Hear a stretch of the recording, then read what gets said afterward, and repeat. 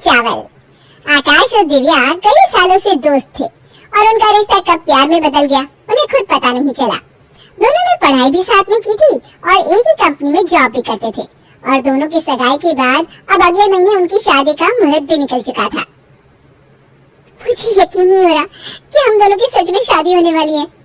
लेकिन अब तो यकीन करना ही पड़ेगा तुम्हें, क्योंकि शादी के बाद तो अब हम दोनों साथ में ही रहने वाले हैं। वैसे भी हम दोनों कई सालों से साथ ही हैं आकाश। हाँ, पर दोस्त की तरह ना। दोस्त की तरह साथ होने में और बीवी के साथ रहने में फर्क होता है मोहतरमा जी। वैसे तो मैं तुम्हारे घर कई बार आ चुकी हूँ, लेकिन अब वो मेरा ससुराल होने वाला है ये सोचकर पता नहीं क्यों घबराहट सी हो रही है। मैं समझ सकता हूँ, लेकिन चिंता मत करो, मेरे घर वाले तुम्हें अच्छे से जानते हैं। वो तो ठीक है, लेकिन मैं ये सोच रही थी कि शादी के बाद तो मुझे खाना भी बनाना पड़ेगा। मुझे ना ज्यादा कुछ बनाना नहीं आता आकाश। अरे कोई बात नहीं, माँ को पता है कि तुम्हें खाना बनाना नहीं आता। उन्हें ये भी पता है कि जॉब और पढ़ाई में तुम्हें इतना खाना बनाने का मौका भी नहीं मिला। हाँ, तुम्हारी माँ तो बहुत अच्छी है।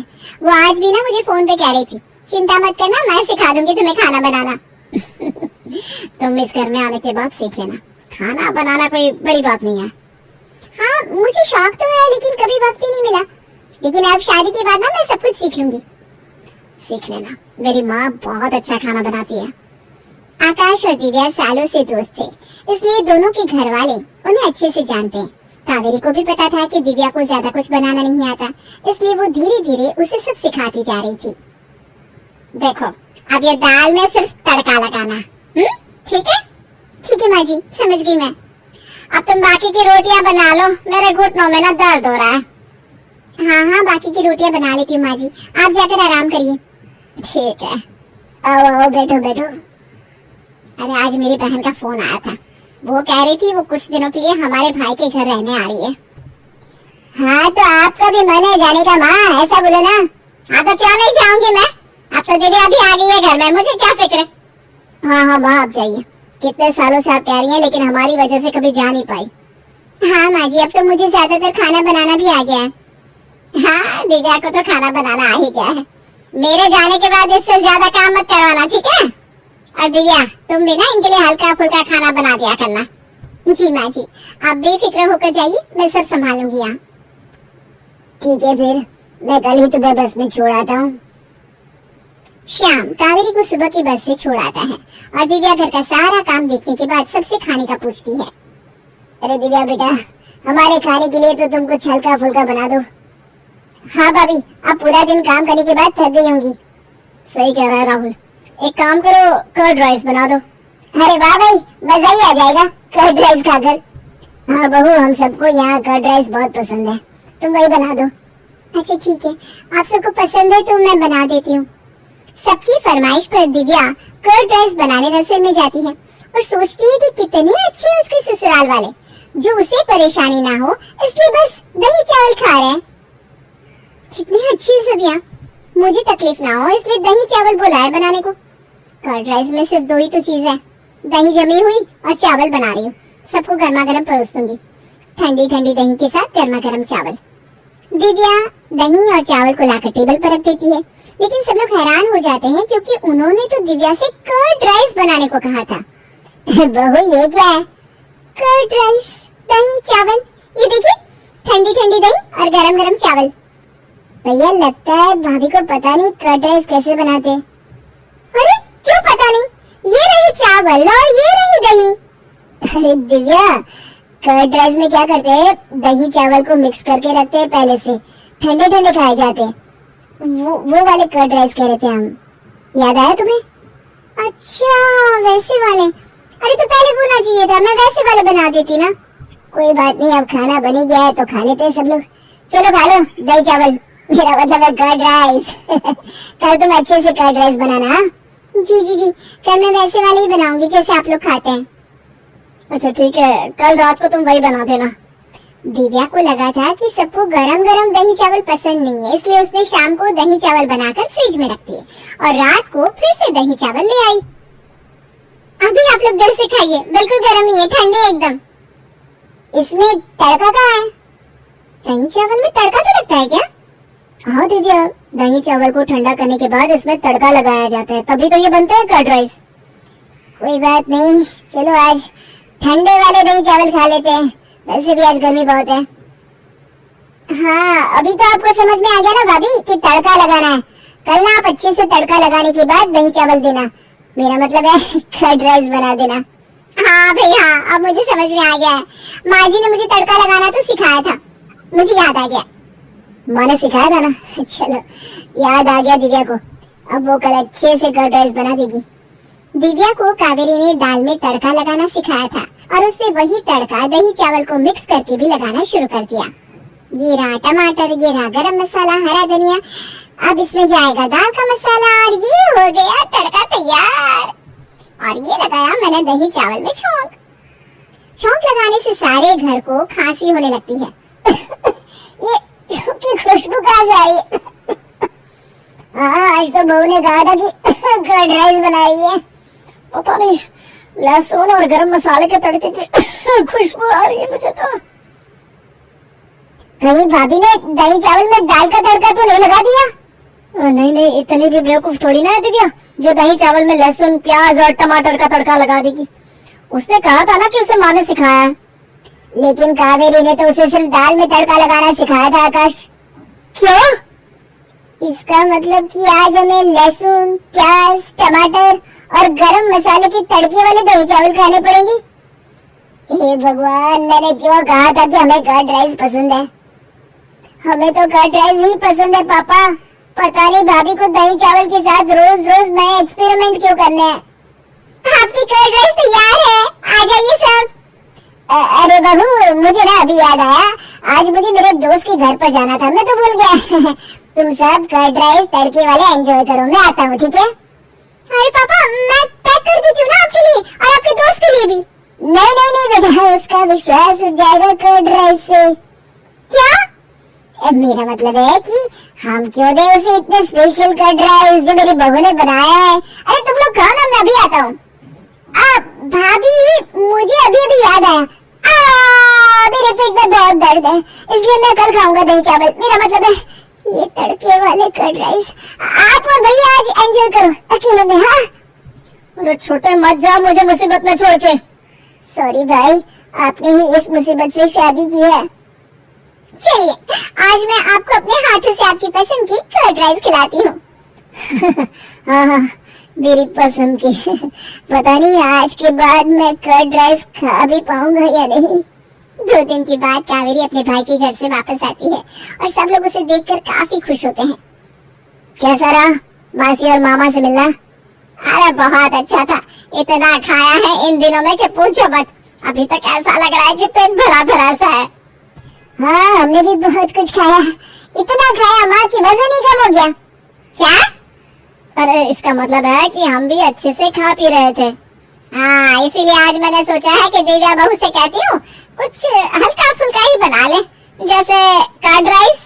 नहीं नहीं नहीं, आन्या डांस करने में उस्ताद, एक स्टेप जो वो देख लेती तो हूबहू उसे उतार देती।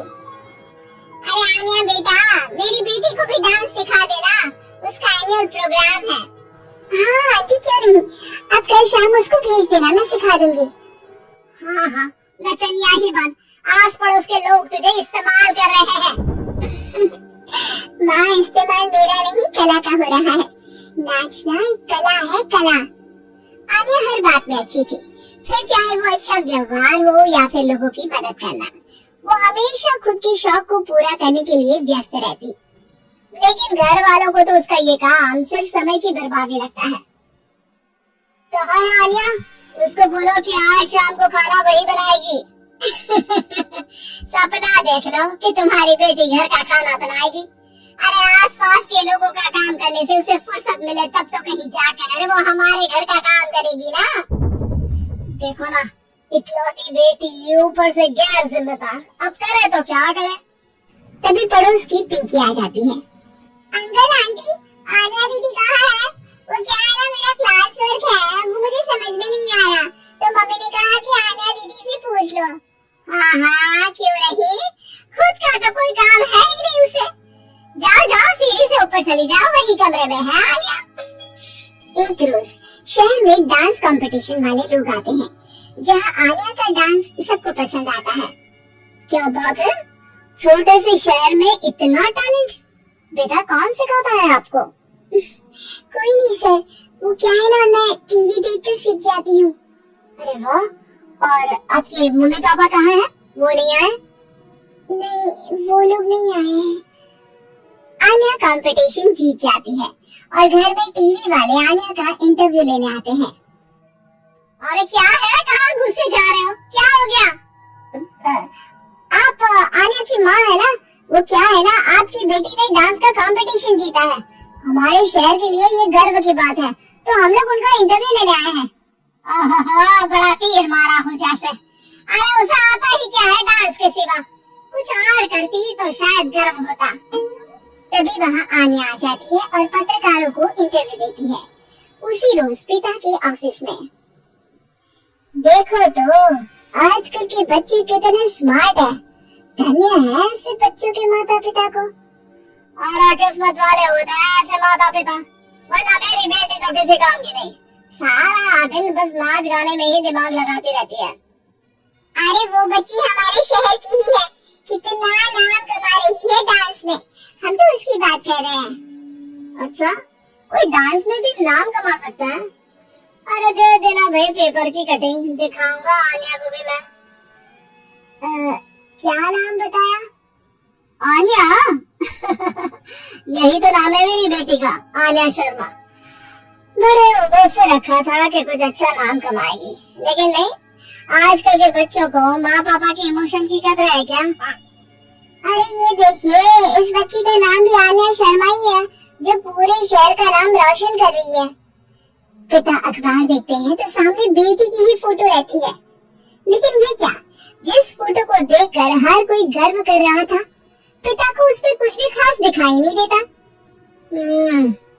हमारी ही औलाद है ये, पता नहीं कब कहाँ जाकर नाम लिखवाती है, मुझे तो पता भी नहीं है।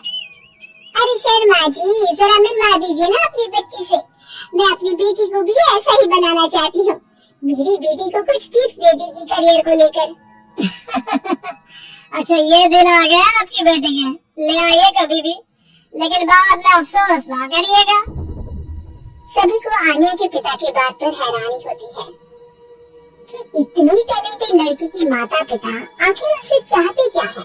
पिता घर आते हैं और माँ से कहते हैं, पता है तुम्हारी लड़की क्या कर रही है, या फिर ऐसे ही व्यस्त रहोगी हमेशा? अरे पता है मुझे, पर आपको कैसे पता चला? अरे कुछ पत्रकार आए थे, पता नहीं कहाँ कौन सा कंपटीशन जीत कर आई है। नजर रखा करो उस पर। तभी वहाँ पड़ोसन आ जाती है, जो पति पत्नी दोनों ही डॉक्टर होते हैं। नमस्ते भाभी, बधाई हो आपको आन्या की कामयाबी की। भाई भगवान बेटी दे तो ऐसी। कहाँ है वो? सच में आपको ऐसा लगता है कि भगवान ऐसी बेटी दे? तो ले जाइए ना अपने साथ, रखिए 2-4 दिन, खुद ही पता चल जाएगा। और नहीं तो क्या, सारा दिन करती क्या है, कहाँ रहती है, हमें तो कुछ पता नहीं होता, ना बताती है ना पूछती है। खैर देखिए, वो वक्त अब गया जब माता पिता बनकर बच्चों की परवरिश की जाती थी। अब तो बच्चों को साथ बिठाकर बात करना जरूरी है। वो क्या कहते हैं, बच्चे के दोस्त बने। तो क्या आप दोनों अपनी बेटी के दोस्त हैं?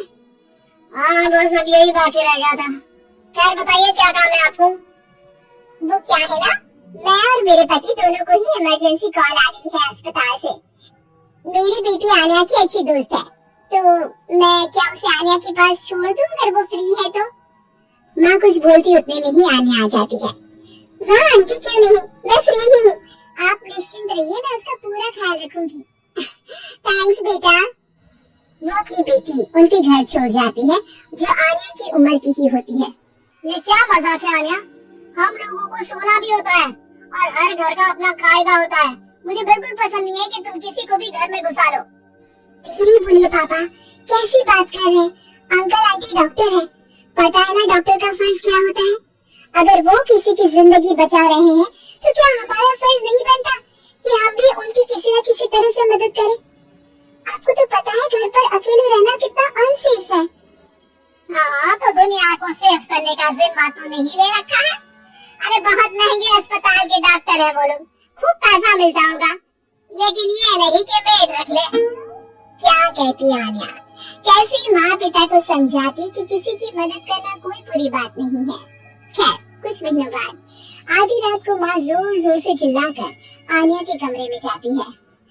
बेटा, बेटा आन्या, पापा के सीने में दर्द हो रहा है, बेटा कुछ कर। हाँ माँ, मैं डॉक्टर को फोन करती हूँ। आन्या डॉक्टर को फोन करती है, लेकिन माँ, डॉक्टर को तो आने में काफी वक्त लग जाएगा। मैं पिंकी के पापा को बुला लाऊं? अरे वो नहीं आएंगे बेटा, वो लोग बहुत बड़े डॉक्टर हैं और हम लोगों के पास इतने पैसे भी नहीं है। माँ, मैंने डांस कंपटीशन में जो पैसे जीते थे वो है मेरे पास, आप चिंता न करें, बस पापा का इलाज करवा ले। आन्या के कहने पर वो बड़े डॉक्टर न सिर्फ आन्या के पापा का इलाज करते हैं, बल्कि उन्हें ठीक करके घर भी ले आते हैं। आज मैं सिर्फ अपनी बेटी की वजह से बच गया। भगवान सबको ऐसी बेटी दे।